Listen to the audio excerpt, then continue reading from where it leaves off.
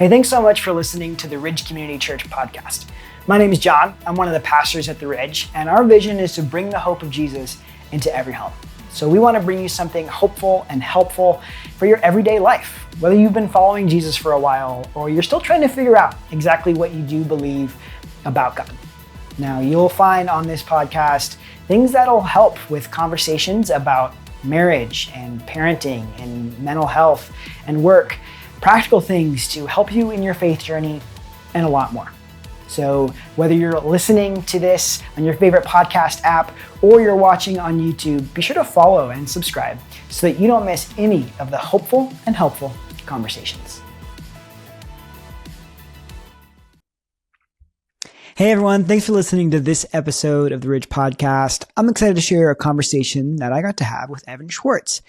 We dive into the topic of how do you continue to focus on your spouse when you have kids.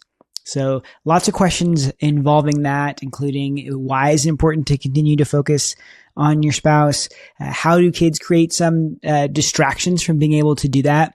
And how do you do it even when you're tired and you're trying to create space and margin to invest in your spouse? This is my conversation with Evan.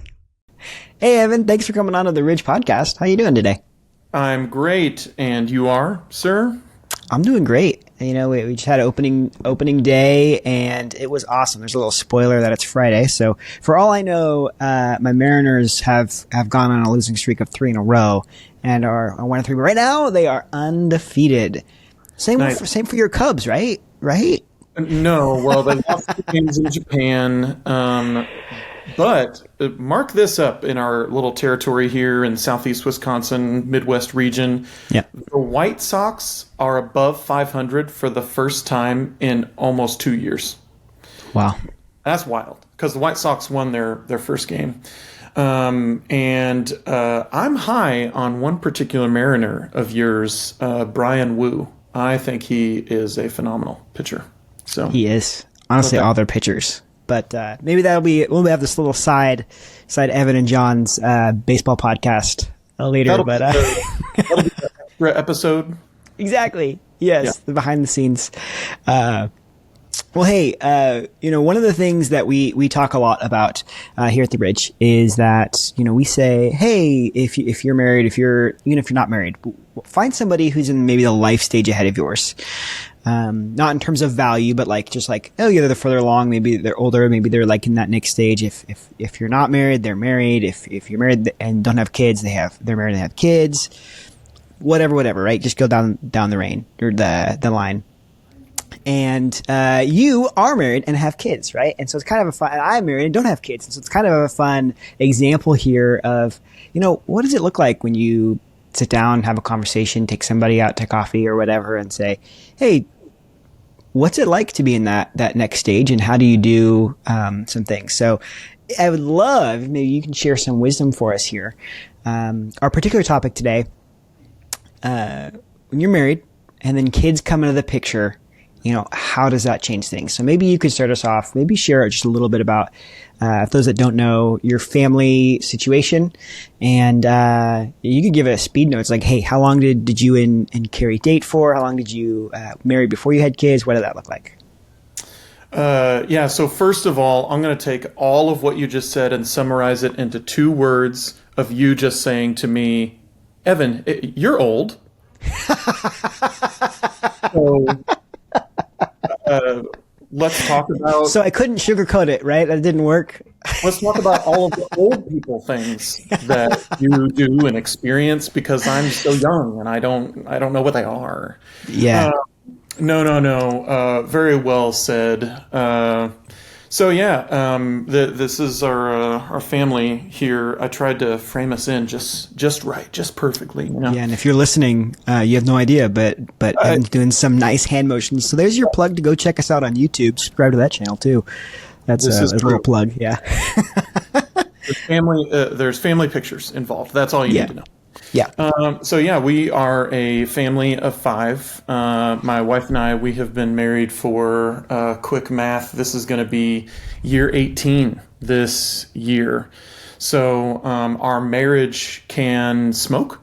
come this year. Is that which not we don't recommend, but yes, go ahead. Yeah. Yeah. I mean, didn't say it was an endorsement. Right, gotcha. Buy a lottery ticket? Is it 16, Sure. 18? I think so. Yeah, you tell So, me. yeah, old guy. Yeah. And so, yeah, we have two girls and a boy, 13-year-old, almost 11 in 2 days, 11-year-old, and a 7-year-old. So two older girls and a boy. And to answer your questions, my wife and I, we dated. It was a couple of years ago that we surpassed the having lived life alongside each other more than we haven't in our lives. That's a marker of getting old. And we started dating in high school, met through mutual friends. We didn't go to the same high school. I always like to say that we were rival high schools. She makes fun of that. We were not rival high schools. Their high school just beat us in everything. They were your rivals. Their Yeah. tune-up game.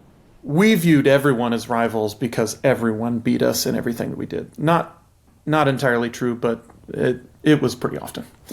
And so my wife is a year older than me in like grade level or whatever.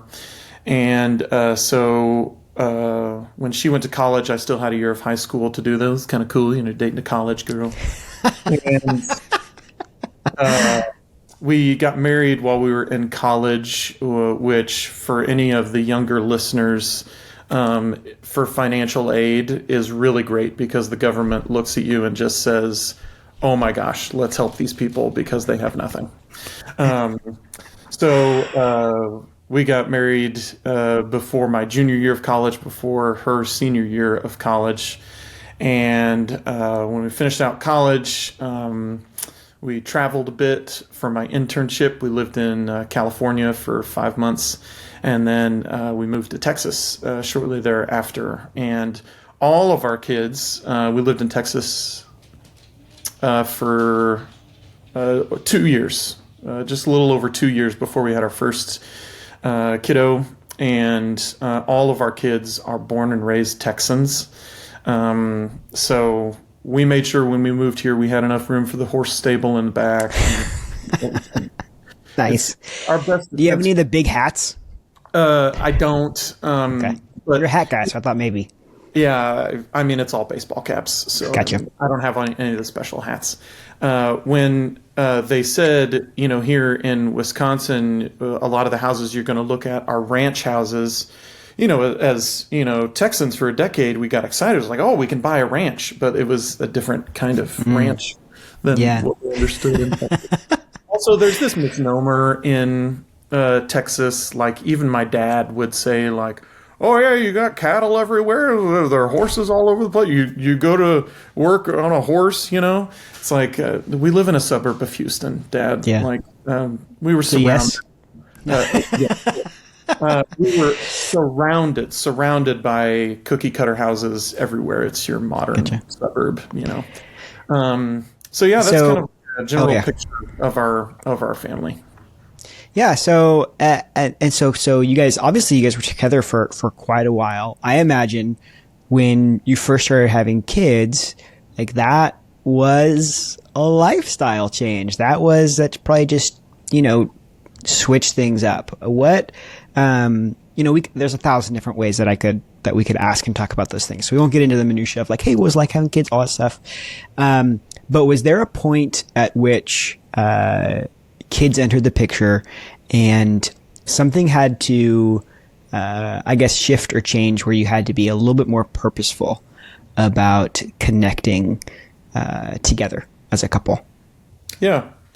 Well, you say like, why do things change when kids enter the picture? They have to, inevitably. Like your daily life is completely different. And so as first-time parents, it really does feel like all time basically has to be put into, your baby every little thing is a matter of concern. Like, is this right? Is this healthy? Is this normal? And I think that's just normal for first time parents. Some people are a little bit more relaxed than others, but it is really difficult because everything just becomes about the baby and what you're doing with the baby, and it's like you're now the sole caretakers of this thing that has zilch dependence for itself as a human child, and so they are dependent upon you as parents. You have to do everything for them, and so it is just time consuming. You lose sleep, your days feel long, you're tired all the time. So how do you even invest in each other? So, I mean, I'm not going to act like we have this stuff figured out. Oh, my wife is actually going to pay attention to this. I would actually say that I'm expert level at this stuff. My wife would agree. She's not here to rebuttal, so she would totally agree. She just turned off the podcast. That's what she did. Yeah. I'm not listening to this. Yeah. I'm not going to say that we did it correctly. We did have some friends. I'm trying to remember if this was for kid 1 or kid 2, but like people want to love on you. You know, we use this phrase like it takes a village. The village at the beginning of having kids is all about take advantage of what people are willing to give. Because if somebody says like, hey, we'll watch your kid for a little bit, even if they say like an hour, oh my gosh, take it. Okay? Take it. And this is like super early in the process. Somebody gave us advice while we were still in the hospital, and they said like, hey, when you have your baby, you're not going to want to let them take the baby to the nursery. But I forget who told us this, but like, we're telling you, night 1, let them take the baby to the nursery in the hospital. Okay, just let them do it. You're not going to want to do it because it's like you have this baby now, you want to hold them and everything. It's like, get some sleep. Get some sleep, seriously. And that's like more self-care than it is like investing in each other. But like that hour that somebody can give, those 2 or 3 hours, like your baby's going to be fine. They're going to be fine. There'll be a bottle. They'll hold the baby even if they cry. It'll be fine. And like the opportunity to go out and it doesn't even have to be a fancy meal. Just go out and get a meal together without your child present for an hour, you know. It's so worth it. I know when we started having kids, and it's like you had heard this, and if you're hearing it for the first time, then I guess let it be important. But the idea of like even before kids, but especially after kids, you can't stop dating your spouse. Like continue to date. It's not one of those things like once you're married, once you have kids, like you've arrived, here it is. No, this relationship with your spouse still requires tending. We have to invest in each other and create time to still be a couple. Like just because kids are involved, you don't stop being a couple. Like just because the family portraits now have 3 or 4 or 5 in it doesn't change the fact that you are still a couple and you have to invest in that, because otherwise it's going to dwindle away. Hey, this is really emblematic of what it looks like to ask a dad to be on a podcast. It's spring break. My kids are home. There's noises happening in the background. Someone just said ow. My wife is at work right now. This is how I'm doing my best to support what we're doing in life right now. There's going to be additional ows in the background. Hey man, I just give you free range. If you need to leave at some point to take care of something like that, don't let me hold you back. But the video of this is going to be great because I'm going to hit the mute button and then all you're going to see is me screaming. Yeah. Yeah. What's happening? Yeah. Okay. Okay. So you say, continue dating your partner, your spouse. I'm curious. I think there's two sides of that, right? I think one, I think there has to be like a perspective shift or a realization or just even like the desire to say, hey, why is that so important? Why do you continue to invest? And maybe there's like I don't know, maybe there's like a implicit, people are like, oh, of course. But if somebody's like, needs that extra nudge, why is it so important to keep and continue dating your spouse? Yeah.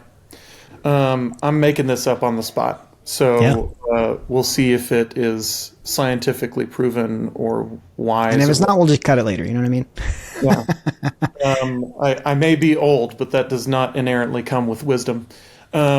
So, like, when you have kids and you spend a ton of time with your kids, holding your baby, playing with your kids, maybe as they get bigger, taking them to the park, all this kind of stuff, you're growing closer with them with every single moment that you're investing in that. Like, you're growing closer to this child, growing closer to this child. If you do not spend any time investing in your spouse, that growing closer to the child is creating distance with your spouse. There's got to be a happy middle where you can do both. Yeah. You can invest in your children and the time that you spend with them, but not to the neglect of your spouse, so that you're not, just growing closer to your children, but in so doing, just growing distance between you and your spouse. That will be felt if you do that. Yeah. And I imagine what a great gift you can give to your kids than an example of like a healthy relationship and a healthy marriage. Oh yeah. You know? Yeah, and I'm assuming that every house has this, but like our kids hate it when we are affectionate around each other, and so we absolutely do it on purpose. We'll kiss in front of our kids, and they're just like, "Ew, no! Oh my gosh!" And we're like, "Oh yeah, you're gonna value this later, seeing a great example of a couple in our feeble old age that Yeah. still show affection to each other." Like that's a Yeah. I'm sure that powerful. goes over well. Yeah. They love it. They love it. That I mean, you're totally right. That's a powerful example for your kids. And you may, want to like, hey, no PDA in the home. We don't want our kids to see this stuff. Our kids need to see what a healthy marriage looks like, where you're not just roommates in the same house taking care of the same child, but that your love for each other is tangible. And it is really great for your kids to see that example. As So awkward this, as it will be for them. no, I think that's great. And I think, like, I think there's so many different ways, you focus on raising your kids, you focus on protecting them and keeping them safe and being a great example in so many other ways. I think that's an example side of things that can easily just be forgotten. Oh yeah. Okay. So the second part of my question about like dating your spouse, how do you practically do that? Like what does that look like? And maybe that's, and I think, I think overabundance of grace for somebody that's like, you've got a 4-month-old, you're just trying to figure stuff out. I've got a lot of friends that are in that newborn to 2-year-old stage, and they're just like doing everything they can to survive. So, it is what it is, right? But as your kids, and maybe you have some thoughts on that age, but even as your kids start getting older, and you start to have a little bit more margin, but then other things start to pop up, whether it's activities or sports or whatever. How do you stay with that intention and like, okay, here's some practical things that we do to make sure we're still making time for each other? Yeah, that's good. So I believe this phrase wholeheartedly in everything. You make time for the things that you believe bring value. You make time for the things that you believe bring value.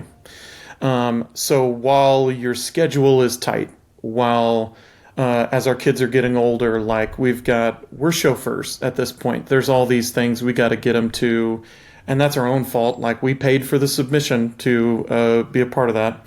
The things that they're involved in, like schedules are busy, and it's really hard to make room, to make time. You make time, you make room for the things that you believe bring value.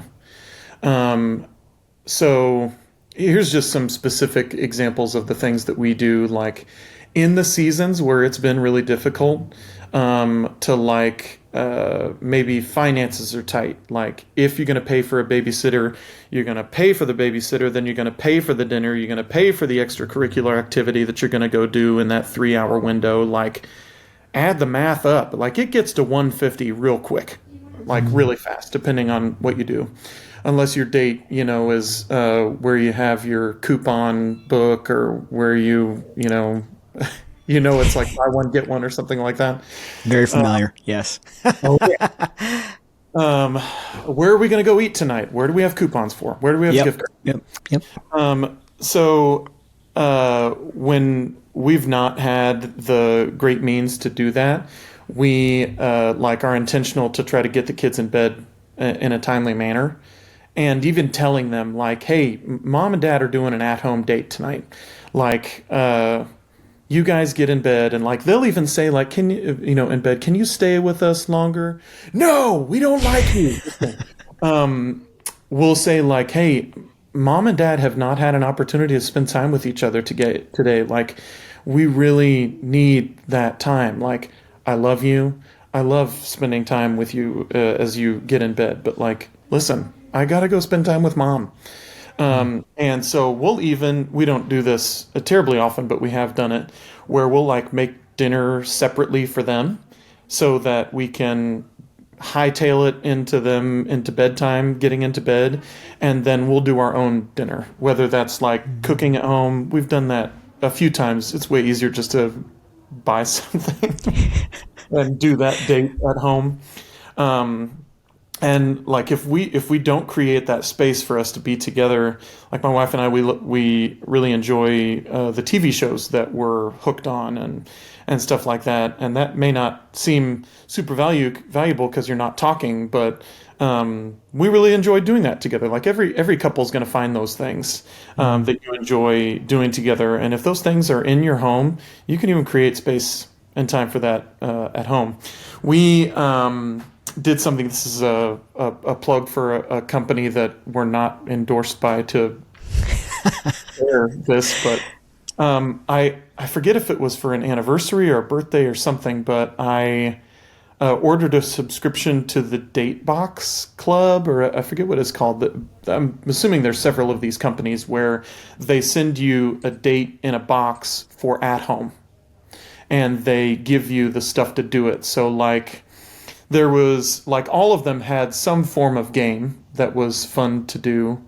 And those were all like asking questions, getting to know each other better than you already do. So like really good questions to ask and in game format. And then like either a craft to make, like we made some coffee mugs. There was a Christmas themed one where we did some ornaments, and then there was like a dessert involved. So like, it would include like a, what is it called? Like a pizookie pan, like a cookie pan. Pizookie? Pizookie. So like there are options, to put it that way, for things that you can do at home.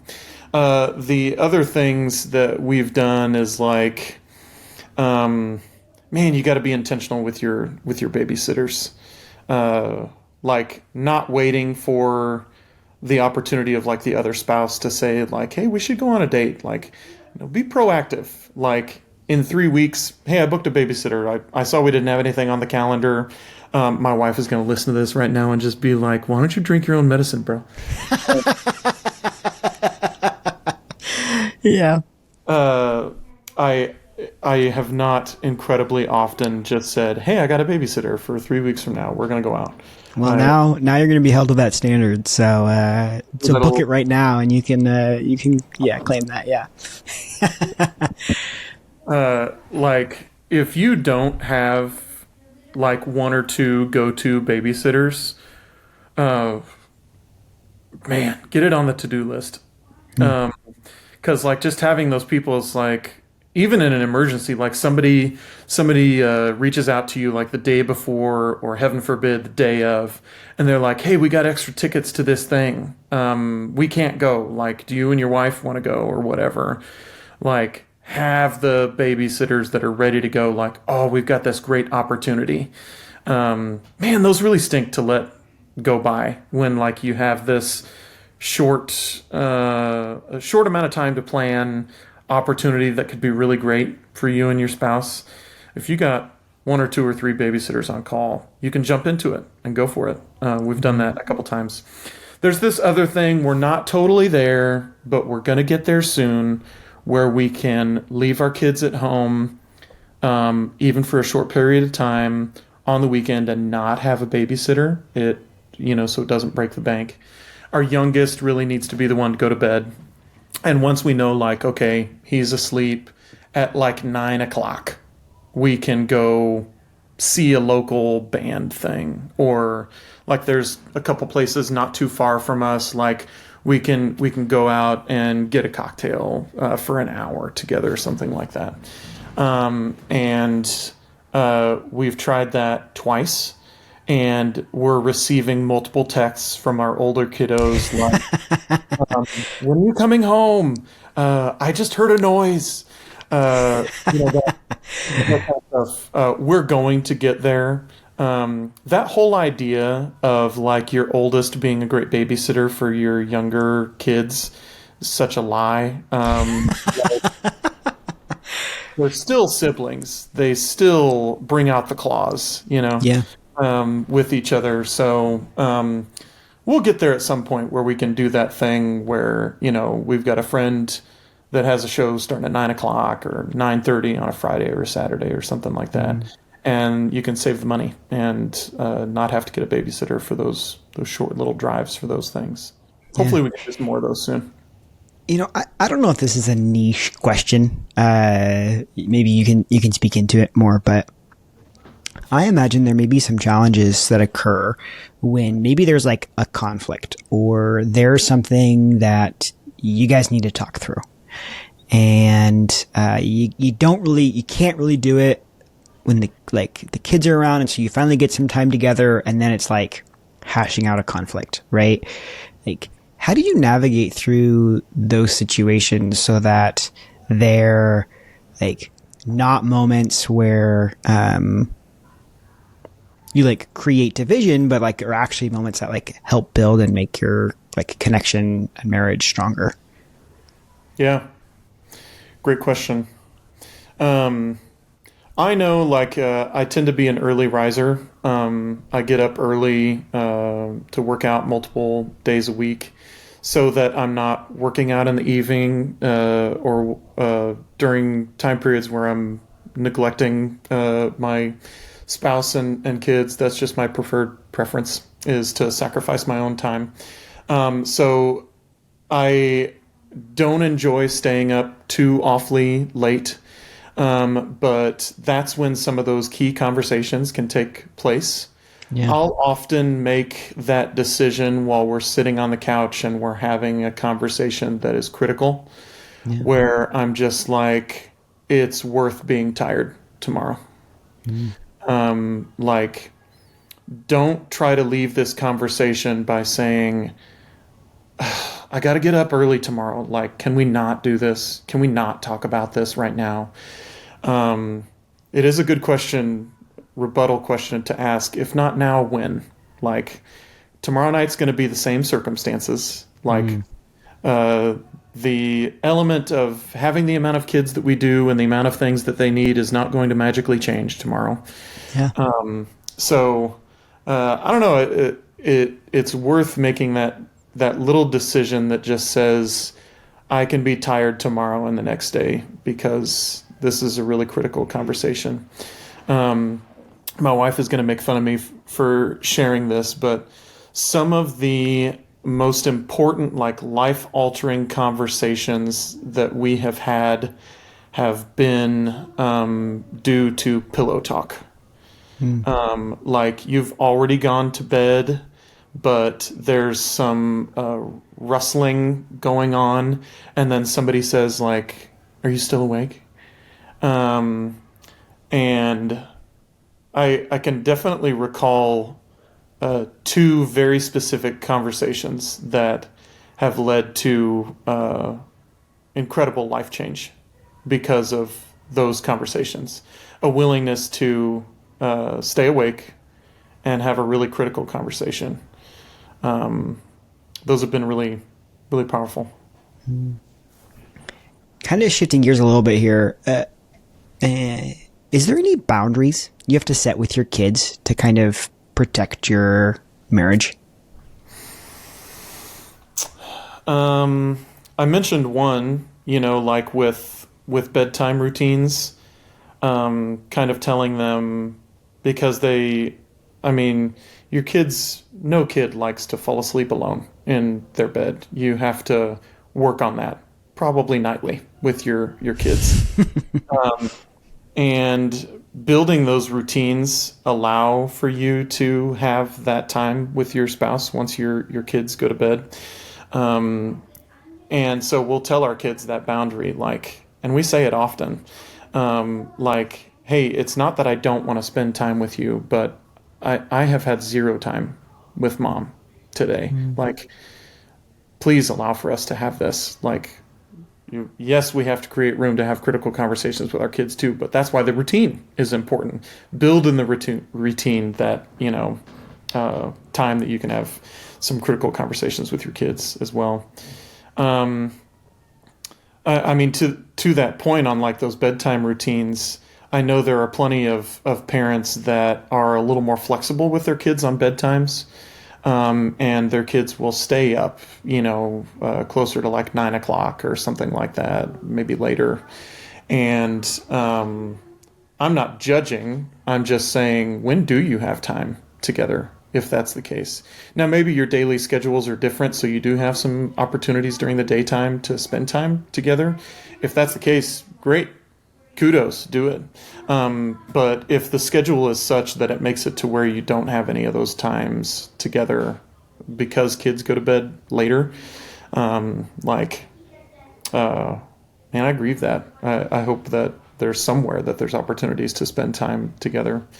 We also had some opportunities where when all the kids were in school and my wife and I shared a little bit of like daytime time off. Like I never work on Fridays. But now my wife works on Fridays, so we don't have that opportunity anymore. Where we would regularly on Fridays do brunch together. We'd go do brunch somewhere, and those were really awesome, like a day date. Because that opportunity presented itself on the regular. All three of our kids were in school, and so we took advantage of it. So maybe not so much of a boundary; it's just like taking advantage of the opportunities that you have. What about like maybe there's like conflict related? I know a tactic that myself and my three brothers would use growing up. Not for the best, is there was a lot of, well, mom said, or, well, dad said, and there's kind of like that, like, and I imagine, I don't know, right? Not a parent, but I imagine those kind of create small little tension moments and, can maybe spiral. So apologize to my mom and dad for brewing some of those things up. But your kids are tiny little evil geniuses. They know how to work the system. So I have long learned that if somebody asks for something, and maybe this annoys my wife, maybe this is a critical conversation we need to have. I will never or rarely say yes to something without talking with my wife first about what our kids are asking for. Or like if somebody says, hey, can I have this, or can I buy this? Can we get this? Can I go do this? I think my first question in response is, what did mom say? Or maybe let's talk to mom first. Like, I'm not going to make those executive decisions that I think my wife would want some say in. Yeah. So how dare you, John? Hey, I did the same thing. I was totally get it. No, I mean your kids know how to do it, and I'm not even sure that they're intentionally trying to be evil about it. Right. They're just like, I want what I want. So Yeah. what tactic can I use to get the thing that I want? Sounds like there's a lot of value just in being on the same page with your spouse and like having like, I don't know, like having a precedent set up to where it's like, hey, if our kids are going to ask us this, if they're talking about this, if whatever, then it's like they have this understanding. Yeah. Well, mom and dad are going to talk to each other first. Yeah, yeah. Yeah, maybe our kids do have a little bit of an understanding, like we're not going to make decisions siloed in our marriage like that. Man, so many of the world's problems can be solved by better communication. So, like, just trying to do as little decisions as possible without sharing with your spouse is probably a really good idea. um, like, as as often as possible, weigh on the side of caution on maybe I should talk with my spouse about this. Like if you're feeling a conviction in your spirit that says maybe I should talk to my spouse about this, just do it. Just do it. Don't make a decision without talking first.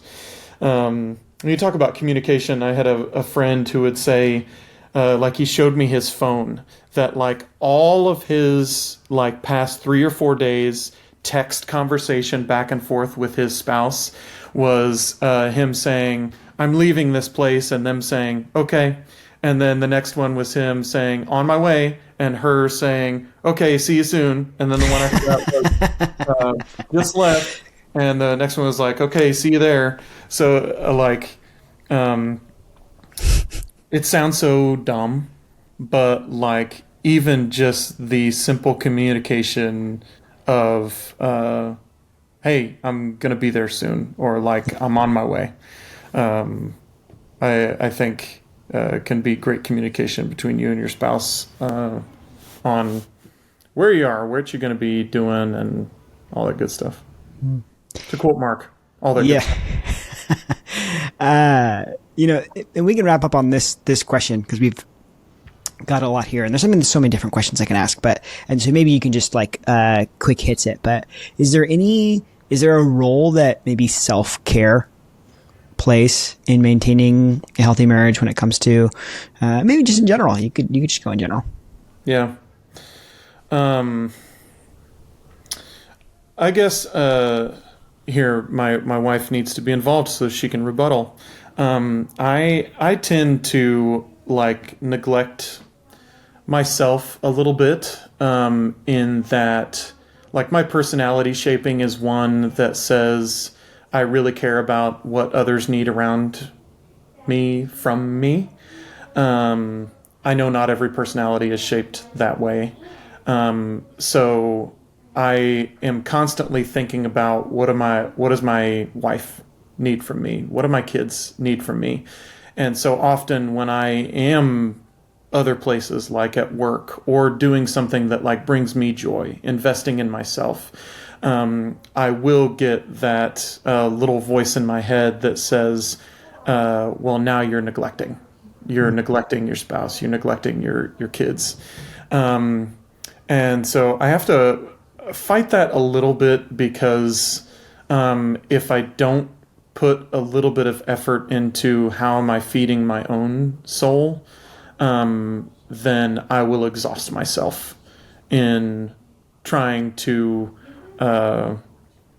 complete something that I can't even meet. Like once you have met the expectations of your spouse, you have to meet it again in the next thing. Like it's a never-ending cycle. Yeah. I think we do have to create space to take care of ourselves in that. So, like I said, I do wake up early to work out, like to try and take care of myself and my body. Like that's not just good for my physical health, but also my mental health. Like if I'm not engaging in some physical activity of some sort, like I'm not treating my body super well. So that's at least 3 days a week for me. And just the other day, like I didn't have a workout planned, so I had nothing on my calendar, but I woke up early, and that was hard to get out of bed to do when I know I don't have something specific where other people are expecting something of me. Um, and I prepped some coffee, and I don't know how long the walk was, maybe like a 2 mile walk or something like that. With a 30-pound ruck bag on your back, add a little bit of weight. Oh, yeah. Um, and like there was some great self-care for that. Like I got up early enough so that on my walk the sunrise was involved. Like it was a perfect temperature outside for that. Like it sounds I am old. I am old, okay?